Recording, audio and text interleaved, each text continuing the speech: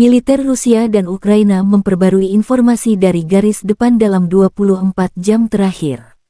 Juru bicara Kemenhan Rusia Letnan Jenderal Igor Konasenkov tanggal 13 Maret menyebut keberhasilan pasukan Rusia di sejumlah titik. Di arah Kherson, artileri Rusia memaksa pasukan musuh mundur.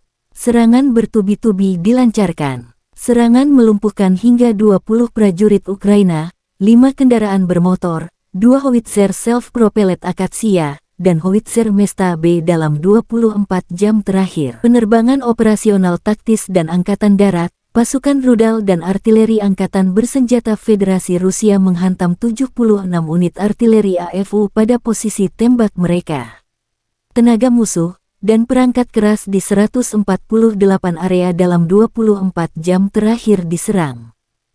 Igor Konasenkov melansir secara total, 400 jet tempur Ukraina dan 220 helikopter, 3.401 kendaraan udara tak berawak dihancurkan. Termasuk 412 sistem rudal pertahanan udara, 8.280 tank dan kendaraan tempur lapis baja lainnya, 1.055 kendaraan tempur yang dilengkapi dengan MLRS, 4.333 meriam dan mortir artileri Medan, dan 8.904 unit peralatan militer khusus dihancurkan selama operasi militer khusus. Terpisah dari kubu Kiev juga melansir perkembangan terbaru. Serangan artileri Ukraina di sejumlah titik pertahanan penjajah Rusia membuat kerugian musuh. Serangan peluncur roket ganda Grad mengenai titik pertahanan musuh. Dalam 24 jam terakhir, Rusia kehilangan 710 prajurit termasuk 8 tank dan 5 kendaraan lapis baja pengangkut personel. Secara total, Kremlin sudah kehilangan 159.800 prajurit sejak awal serangan.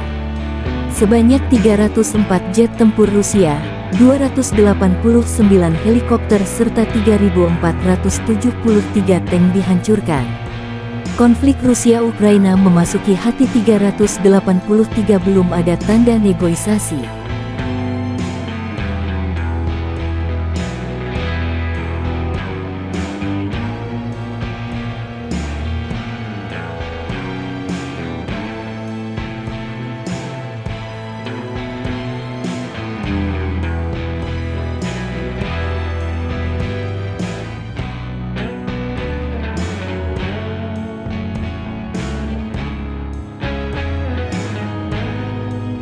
Terima kasih sudah nonton, jangan lupa like, subscribe, dan share ya!